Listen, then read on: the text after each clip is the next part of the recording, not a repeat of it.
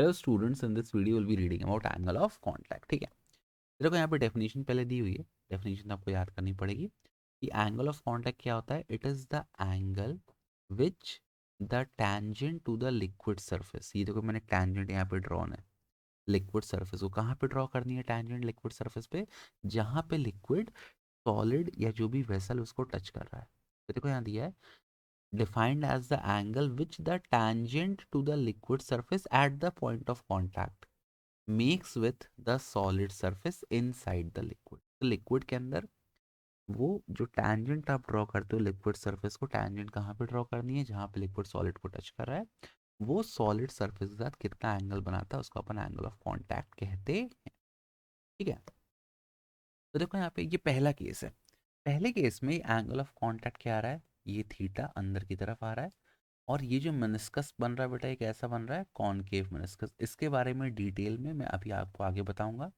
यहाँ पे मेनिस्कस कैसा बन रहा है, कॉन्वेक्स मेनिस्कस। और आपको क्या ध्यान रखना है, कॉनकेव मेनिस्कस में लिक्विड कहाँ राइज होता है, ऊपर। The liquid will rise up. Convex meniscus में the liquid will fall down, ये नीचे की तरफ गिरेगा। यहाँ पर जो एंगल ऑफ कांटेक्ट है वो एक्यूट होता है, और यहाँ पर जो एंगल ऑफ कांटेक्ट है वो ऑब्ट्यूज होता है। These are the things you have to. One more thing, ये जो आपका कंटेनर है उसकी वॉल को वेट कर देता है, और ये आपके कंटेनर की वॉल को वेट नहीं करता। नो वेटिंग, या आप ड्राई भी लिख सकते हो। एक चीज़ और, कोई भी चीज़, जैसे आप किसी संस्था में हो, ठीक है, आपको ऊपर उठना है, तो आप ऊपर कैसे उठोगे अगर आप किसी ऑर्गेनाइजेशन में हो। एक तो आप अच्छा काम करो, बट हमेशा अच्छा काम ज़रूरी नहीं होता। आपको क्या करना पड़ेगा, आपको अपने बॉसेस की साइकोफेंसी करनी पड़ी, इसको अपन हिंदी बोलते चाटना पड़ेगा। तो अगर आप बहुत चाटने में अच्छे हो, ठीक है, दिन भर ऐसे चाट रहे हो, अपने बॉस को ऐसे चाट चाट के वेट कर दे रहे हो, तो आप बहुत जल्दी ऊपर जाओगे। तो ये बिल्कुल वैसा ही है, मतलब जो लिक्विड वेसल की वॉल को वेट करेगा, मतलब चाट चाट के, तो वो लिक्विड कहाँ जाएगा, वो लिक्विड ऊपर राइज करेगा। तो ये अच्छा, खैर थोड़ा ऑकवर्ड एग्जाम्पल है, लेकिन फिर भी। और जो चाटेगा नहीं, मतलब जो वॉल को वेट नहीं करेगा, वो कहाँ गिर जाएगा, वो नीचे की तरफ गिर जाएगा। अच्छा, अब ये वॉल को वेट कर रहा है। अच्छा, अब आपको सुनने लो, यहाँ पे दो प्रकार के फोर्स होते हैं। एक होता है कोहेसिव फोर्स, कोहेसिव फोर्स, और एक होता है एडहेसिव फोर्स। वो सुना है ना, फेविकॉल एडहेसिव होता है। तो को मतलब होता है सेम, हेसिव मतलब फोर्स ऑफ अट्रैक्शन। तो कोहेसिव फोर्स मतलब जब एक मान लो बॉडी है, उसी के पार्टिकल्स के बीच का जो फोर्स है उसे अपन कोहेसिव फोर्स कहते हैं। और एडहेसिव फोर्स मतलब दो डिफरेंट बॉडीज के पार्टिकल के बीच का फोर्स, वो एडहेसिव होता है। तो फेविकॉल क्या होता है, फेविकॉल एडहेसिव होता है, एक बॉडी को दूसरे से जोड़ता है ना। अब सुन लो, अगर लिक्विड कॉनकेव मेनिस्कस फॉर्म कर रहा है, या लिक्विड राइज कर रहा है, या एंगल ऑफ कांटेक्ट एक्यूट है, या लिक्विड सरफेस की वॉल को वेट कर रहा है, इसका मतलब उस केस में जो एडहेसिव फोर्स है वो कोहेसिव फोर्स से ज़्यादा है। मतलब क्या, सिंपल एग्जांपल क्या है, वॉल को वेट कौन करता है, वाटर, पानी है ना, देखा ना ग्लास में पानी की बूंदें रह जाती है। तो वाटर में ग्लास सरफेस और वाटर के बीच जो फोर्स ऑफ अट्रैक्शन है, वो वाटर मॉलिक्यूल्स के बीच का जो फोर्स लग रहा है उससे ज़्यादा होता है। तो ये एक और चीज़ आपको याद रखनी है। सिमिलरली, जो लिक्विड्स कंटेनर की वॉल को वेट नहीं कर रहा है, जिसका एंगल ऑफ कांटेक्ट ऑब्ट्यूज है, जो कंटेनर में डालने पर जिसकी हाइट कम हो जाती है, जिसका मेनिस्कस कॉन्वेक्स है। अच्छा, एक चीज़ और, कॉनकेव मतलब ऐसा अंदर की तरफ कर्व्ड है ना, कर्व्ड इनसाइड, और कॉन्वेक्स मतलब कर्व्ड आउटसाइड।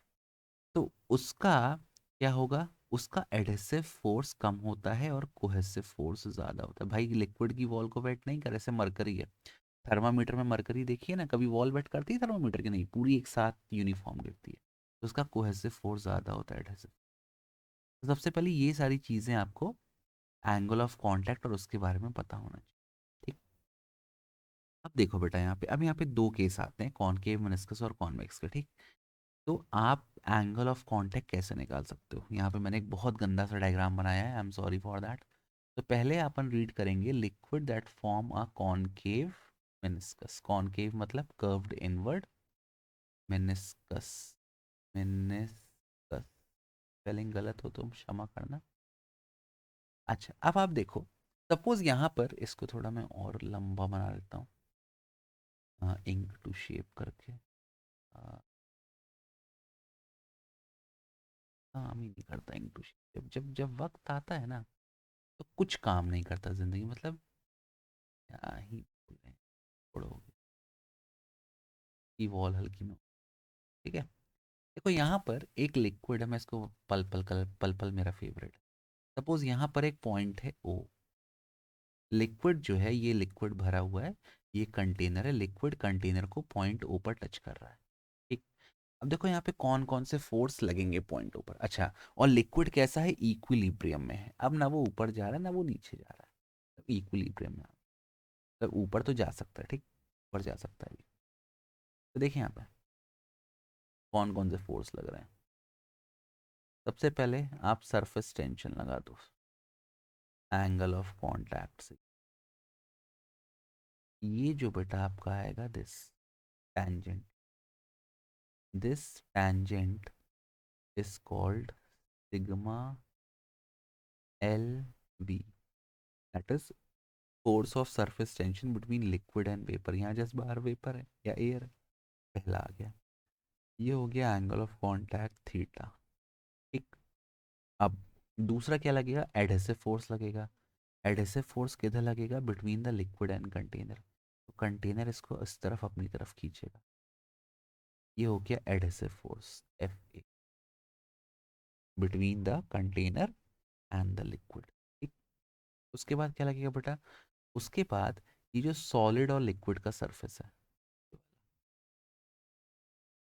ये यहाँ से ये नीचे की तरफ, यहाँ पर भी एक फोर्स लगेगा सॉलिड लिक्विड सरफेस पे। ठीक है, तो ये हो जाएगा sigma S L, solid liquid का सरफेस टेंशन। और इसी पॉइंट ओ पर एक सरफेस टेंशन ऊपर भी लगेगा, वो किसके बीच लगेगा, सॉलिड और वेपर या एयर के बीच। तो ये एक सरफेस टेंशन लगा पॉइंट ओ पर, इस लिक्विड पर। ये सारे सरफेस टेंशन इस लिक्विड ड्रॉप ऊपर लग रहे हैं, ठीक है, ध्यान रखना ये हो गया सिग्मा सॉलिड वेपर। अब आपको क्या पता है कॉनकेव मेनिस्कस में लिक्विड कहाँ राइज करता है, ऊपर की तरफ जाता है। ऊपर की तरफ जा रहा है, इसका मतलब जो नेट फोर्स भी लग रहा है वो कहाँ लग रहा है, ऊपर की तरफ। तो आप ये कह सकते हो कि कॉनकेव मेनिस्कस में जो ऊपर वाला फोर्स है वो ज़्यादा है। तो सबसे पहली चीज़ आप क्या कह सकते हो, फॉर कॉनकेव मेनिस्कस जो आपको फर्स्ट कंडीशन लिखनी है वो आपको लिखनी है, एक मिनट, कि ये जो सिग्मा सरफेस वेपर है, ये आपका सरफेस लिक्विड और अच्छा देखो यहाँ पे फोर्स को रिजॉल्व भी करना है, चीज़ थोड़ा देखना है, यहाँ पे मैं आपको करके दिखाता हूँ, ठीक है। ये ओ है,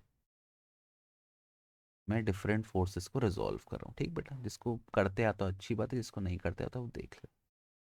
कौन कौन से फोर्स लग रहे हैं, ये नीचे लगा सॉलिड लिक्विड का सरफेस टेंशन, ये लगा लिक्विड वेपर का सरफेस टेंशन, इधर लगा फोर्स ऑफ एडहेशन, और इसके जस्ट ऊपर लगा सॉलिड वेपर वाला। ठीक, देखना ध्यान से देखना, ये एंगल कितना है बेटा, थीटा।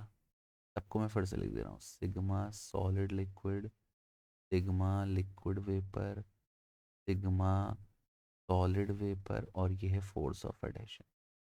अब अगर मैं इस फोर्स को रिजॉल्व करूँ, ये वाला जो सिग्मा लिक्विड वेपर है कितना एंगल बना रहा है, थीटा, तो आपको एक और फोर्स मिल जाएगा नीचे की तरफ, यहाँ पर ये ऐसा मैं छोटा सा बना दूँ, ये आपको एक और फोर्स मिल जाएगा, इसकी वैल्यू क्या होगी, sigma liquid vapour cos theta मिलेगा ना। और इसके जस्ट परपेंडिकुलर मेरे को एक और फोर्स मिल जाएगा, वो हो जाएगा sigma liquid vapour sine theta. अब क्योंकि जो ड्रॉप ओ पर है वो कैसा है, इक्विलिब्रियम में, मतलब हॉरिजॉन्टल फोर्सेस और वर्टिकल फोर्सेस बराबर हो जाएंगे। तो पहला कंडीशन आपको क्या मिलेगा, फोर्स ऑफ एडहेशन इसके बराबर हो गया sigma liquid vapour sine theta.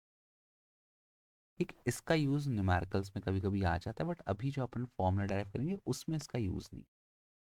तो ये हॉरिजॉन्टल फोर्सेस बैलेंस हो गया। अब मैं वर्टिकल फोर्सेस की बात करता हूँ। वर्टिकल फोर्सेस कौन कौन से बेटा?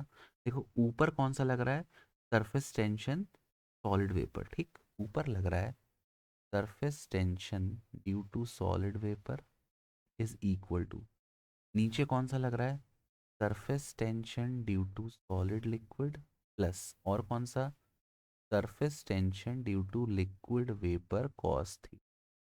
अपने को यहाँ कॉस थीटा की वैल्यू निकालनी है, तो कितना आ जाएगा, surface tension solid vapour minus surface tension solid liquid upon surface tension liquid vapour is equal to cos theta. ये आप फॉर्मूला याद कर लेना, this is the formula for angle of contact between the liquid and the container. ठीक, इसको आप याद कर लेना। अब देख लो, आपको पता है जो सबसे पहला, फिर से आप देख लो, सबसे पहला केस कौन सा है, कॉनकेव मेनिस्कस। कॉनकेव मेनिस्कस मैंने भी बता दिया कि लिक्विड ऊपर राइज करता है, मतलब ऊपर वाला फोर्स ज़्यादा है, तो surface tension due to solid vapour ज़्यादा है। तो ये जो ओवरऑल वैल्यू आएगी, ये तो ये छोटा हो गया, तो ओवरऑल वैल्यू पॉजिटिव आएगी। पॉजिटिव मतलब कॉस थीटा पॉजिटिव कहाँ पर है, फर्स्ट क्वाड्रेंट है ना, फर्स्ट क्वाड्रेंट में पॉजिटिव है। तो आपका जो थीटा है वो क्या आ जाएगा, 90 या 90 डिग्री से कम। तो जो आपका लिक्विड जो वॉल को वेट कर देगा, जो कॉनकेव मेनिस्कस फॉर्म करेगा, उसके लिए जो एंगल ऑफ कांटेक्ट है बेटा वो 90 से कम होता है, मतलब क्या होता है, एक्यूट होता है। ठीक, अब मैं सेम डायग्राम लेता हूँ, मतलब डायग्राम चेंज होगा। यहाँ देखो, मैं सेम चीज़ लेता हूँ, सेम चीज़ मैं बनाता हूँ आपके बीच, चलो ठीक है, सेम चीज़ मैं बनाता हूँ आपके दूसरे सरफेस के लिए, दैट इज कॉन वेस्क मेनिस्कस। देखो यहाँ पे डायग्राम बनाने में टाइम लगेगा, मैं हल्का स्लो पढ़ाता हूँ, आराम आराम से। तो आपको अगर ऐसा लगता हो कि मैं पढ़ाता हूँ, तो आप मेरा वीडियो 1.25x स्पीड में देख सकते हो, आपका भी टाइम बचेगा, मेरे को भी आप मन ही मन ज़्यादा शब्द नहीं कहेंगे, हम दोनों का भला। देखिए यहाँ पे, अब मेरे पास एक ऐसा मेनिस्कस है जो वॉल को वेट कर रहा है। अरे कौन, ये कॉन्वेक्स है, पूरा मत माना, मेरी ड्राइंग थोड़ी खराब है अच्छे से, पता नहीं क्यों ऐसे हाथ कांपते हैं, छोड़ो, ये बन गया ठीक है। अब देखो, जब कॉन्वेक्स मेनिस्कस बनेगा, अब यहाँ भी वही सब होगा, है ना। देखो यहाँ पे कॉन्वेक्स मेनिस्कस में क्या होगा, कॉन्वेक्स मेनिस्कस में देखो फॉर्मूला तो वही है, फॉर्मूला कॉस थीटा यही सेम रहेगा। आप देख लो फोर्स कौन कौन से लग रहे हैं कॉन्वेक्स मेनिस्कस में, फिर से वही होगा। देखो ये मैंने पॉइंट ओ मान लिया, this is point O, point O पर मेरे को सारे फोर्स आने, सबसे पहला एडहेसिव फोर्स तो इधर लगेगा, वो तो उसका डायरेक्शन सेम है, इस फोर्स ऑफ एडहेशन। ठीक, अब जो टैंजेंट बनेगा लिक्विड वेपर वाला वो ऐसा बनेगा, ये दिस इज सिग्मा लिक्विड। उसके बाद जो फोर्स लगेगा सॉलिड लिक्विड का वो तो नीचे ही लगेगा, ये आपका हो गया सिग्मा सॉलिड लिक्विड। ठीक, इसके बाद और कौन सा फोर्स लगेगा, सॉलिड और वेपर, तो वो कहाँ लगेगा बेटा, वो ऊपर लगेगा, सिग्मा सॉलिड वेपर। अब आपको पता है कि जो मरकरी, इसका एग्जांपल मरकरी है, तो मरकरी क्या करती है, मरकरी वॉल को वेट नहीं करती है, कॉन्वेक्स मेनिस्कस फॉर्म करती है, मतलब कर्व्ड आउटवर्ड, और जो एंगल ऑफ कांटेक्ट होता है वो ऑब्ट्यूज होता है। अब आप देख लो, कॉस थीटा ऑब्ट्यूज है, मतलब थीटा की वैल्यू लाई करती है greater than 90 but less than 180। अब ये कौन सा क्वाड्रेंट आ गया, सेकंड क्वाड्रेंट। सेकंड क्वाड्रेंट में कॉस की वैल्यू क्या आती है, negative, all sugar tea coffee, second में कॉस नेगेटिव। तो अगर मैं इस फॉर्मूले में आता हूँ, ये ना ये कॉस थीटा, मैं फिर से इसको लिख देता हूँ फॉर्मूले को, फॉर्मूला बेटा याद कर लें, सब प्रूव कर सकते हो। कॉस थीटा है sigma surface vapour minus sigma surface liquid upon sigma liquid vapour. अब यहाँ पे आप देखो, ये तो कॉनकेव मेनिस्कस फॉर्म कर रहा है और लिक्विड जो है इसमें नीचे की तरफ जाता है, नीचे नीचे की तरफ जाता है, मतलब सिग्मा सरफेस लिक्विड दिख रहा है is greater than sigma surface vapour, मतलब जो नीचे वाला फोर्स है वो ऊपर वाले से बड़ा है। अब अगर ये बड़ा हो गया, ये बड़ा है यहाँ देखो फॉर्मूले में, और ये छोटा है, तो जो नेट वैल्यू आएगी वो क्या आएगी, नेगेटिव आएगी। अब नेट वैल्यू नेगेटिव आ रही है, मतलब कॉस थीटा आपका नेगेटिव हो गया, कॉस थीटा नेगेटिव है मतलब एंगल ऑफ कांटेक्ट क्या हो गया, एंगल ऑफ कांटेक्ट ऑब्ट्यूज हो गया। प्रूफ कर दिया आपने कि अ, अगर कॉन्वेक्स मेनिस्कस है तो एंगल ऑफ कांटेक्ट ऑब्ट्यूज होगा, वो वॉल को वेट कर देगा, नीचे वाला जो सरफेस टेंशन का फोर्स है वो ऊपर वाले से ज़्यादा हो जाएगा। ठीक है। और फिर कुछ लिक्विड ऐसे होते हैं जो बिल्कुल भी वॉल वेट नहीं करते, थर्ड केस जो है इसको मैं सिंपल आपको बता देता हूँ, ये एकदम सीधे होते हैं, बिल्कुल भी वॉल को वेट नहीं करते हैं। तो बेटा ऐसे लिक्विड किसी मतलब ऐसा नहीं किसी काम के नहीं होते, अगर वो वॉल को वेट नहीं कर रहे हैं, इसका मतलब ये जो फोर्स ऑफ सरफेस टेंशन है वो कहीं ऐसा लगेगा tangentially to the liquid surface, तो ये जो एंगल ऑफ कांटेक्ट है थीटा, ये कितना हो जाएगा 90 डिग्री। और आपको पता है कॉस 90 कितना होता है, कॉस 90 होता है ज़ीरो। कॉस 90 आपका अगर यहाँ पे आप ज़ीरो पुट कर दोगे तो ये वाला टर्म ज़ीरो हो जाएगा, मतलब इसके लिए क्या मिल जाएगा, sigma surface vapour is equal to sigma surface liquid. जितना सरफेस टेंशन लग रहा है सरफेस वेपर पे उतना ही सरफेस लिक्विड पे लग रहा है, नेट फोर्स आपका इक्विलिब्रियम में ज़ीरो हो गया और ये सरफेस कहीं मूव नहीं कर। तो खैर ये वाला तो कॉमन है, these are the three cases for angle of contact concave meniscus, और ये दूसरा वाला है बेटा, सॉरी मैं लिखना भूल गया, ये कॉन्वेक्स। थोड़ा हौच पौच हो गया है, माफ़ कर। एक्चुअली मेरे घर में ना एक प्रॉपर ऐसी जगह नहीं जहाँ मैं बैठ के पढ़ा सकूँ, मेरे को चेयर खरीदनी है गोल गोल घूमने वाली, अच्छा टेबल का, बट मेरा रूम ही बहुत छोटा है। I think you can see my room. मेरा रूम ऐसा है ना, मेरा रूम चालू होते ख़त्म हो जाता है।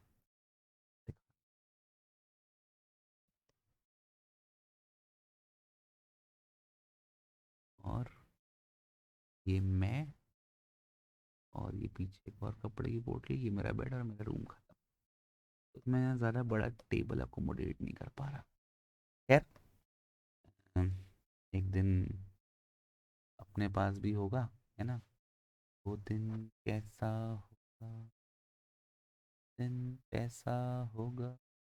तो I hope it is clear to you, और क्लियर हो तो please do like share and subscribe, और कोई डाउट हो तो you can ask. Thank you for watching, bye bye, good night.